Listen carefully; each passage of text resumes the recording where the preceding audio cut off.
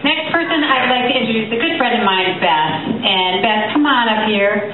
Beth helps writers make best-selling books. So I saw your eyes perk up when she talked about coming back to write a best-selling book.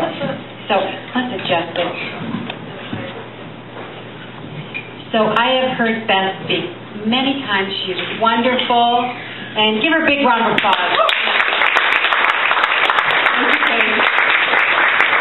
Hi, everyone. So, when I was a little kid, I wanted to be famous. That was one of my goals. Maybe I was going to be like dancing in the ballroom with Fred Astaire. Or maybe I was going to be a newscaster delivering the nightly news. That would be cool. Or actually, another one of my dreams was being a world-class surgeon. For some reason that just fascinated me. And so fast forward many years later, 30-plus years, and I actually do stand up in front of rooms and teach and present. I've taught people how to speak English, like I can't do right now. I've lived overseas and taught foreigners. I've taught people how to write books and how to market their books. And I even taught people how to read Thoreau. People who didn't know anything about it, so I studied that. So I have a lot of experience presenting, but it wasn't always easy. And in fact, when I was first learning how to be a teacher, I had to stand up in a room and give a lesson. This was actually like the first week of training. It was a 4-week crash course. And I had to stand up in a room and teach, I think I was teaching verbs, to people who do not speak English hardly at all. And there I am standing up in front of them, and my body is shaking, and my face is red. In fact, it feels like my whole body is hot and red. I am so nervous. But I make it through that 30-minute lesson, and I teach. And, because I really want to be there. I really want to go through that. It really felt like going through fire. And I also really wanted to understand acting. Because I'm a fiction writer, and I thought, gosh, if I could really get a handle on acting, I could kind of really get to know my characters really well from the inside out. So I took an acting class, which I was really freaked out about. But I'm like, again, I'm going to do this. I want to figure out how to do this. And the acting teacher gives me a role of playing this really sexy vixen. Now, I've been happily married for over 10 years, and now I had to play like this woman who goes after every man and who had no morals. So I had to really learn how to shed everything that I thought was true about me and become this character. And I did it. And Ezra was there, my husband's over there, he was there for the performance, and it was like, I really did it. I really brought it. And that was quite exciting. It's like, again, I crossed this amazing threshold, and I became this other person, and then I got to go back to being me, and I'm like, okay, I get it. I get what actors do now. I love it, and it helped me be a better writer. And I'm here tonight to cross another threshold with you guys and take a risk, actually, right in front of you, probably turn beet red, that's what I do, and talk to you guys about something really personal to me, and that is actually my hands. I was born with hands that are different. I have a normal thumb on my left hand and a normal ring finger and pinky on my right, and the other fingers are different.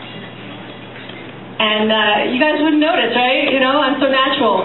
Because I was born this way. And when I was a little kid, I'm sure I went through stuff, kids tease other kids, and people would ask me questions.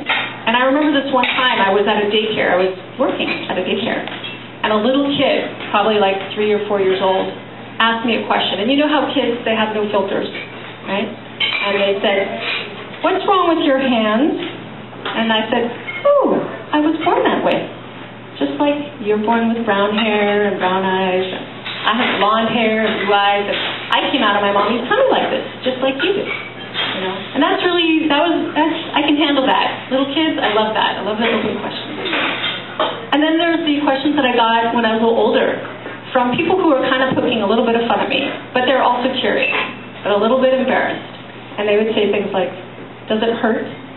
Your hands hurt?" And I would say, "Does your arm hurt? Let me touch it," and I'd poke them. And of course it doesn't hurt. I was born this way. But there were some times where I did experience pain, and that was when I had hand surgeries. I had 5 corrective hand surgeries. So I feel really lucky. I've never broken a limb.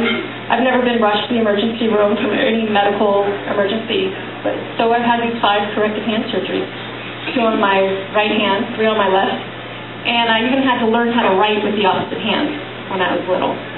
And I had these in grammar school and in middle school, and you can imagine, there I am, I'm already somebody who's a little bit different, because not only do I have hands that are different, but I don't really care.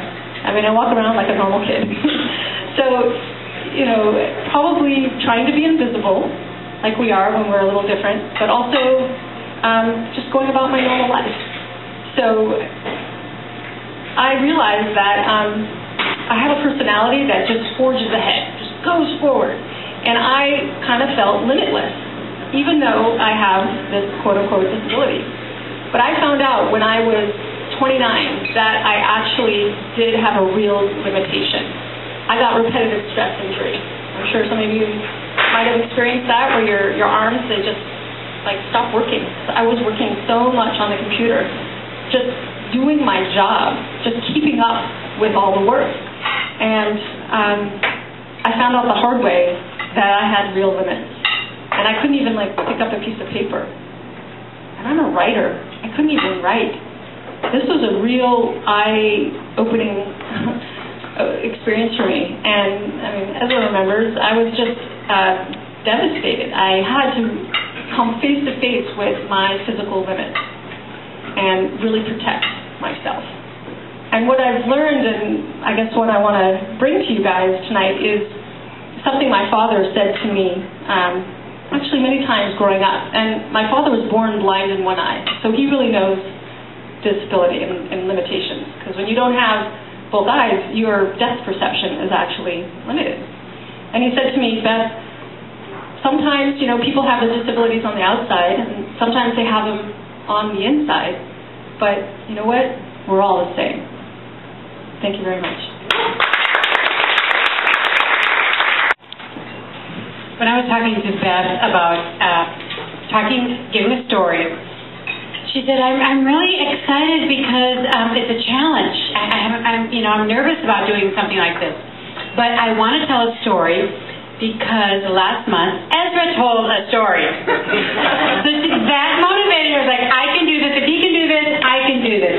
I said, that's great. Now, what out on the limb story do you want to tell?" And she said, well, she had all these different stories about traveling and going to Paris by herself and doing all this stuff. And I said, yeah. And he said, oh, that sounds great. And then it got kind of quiet. She said, well, I guess the scariest thing would be to talk in public about my hands. She says, I've never done that. And so here she is. She did it.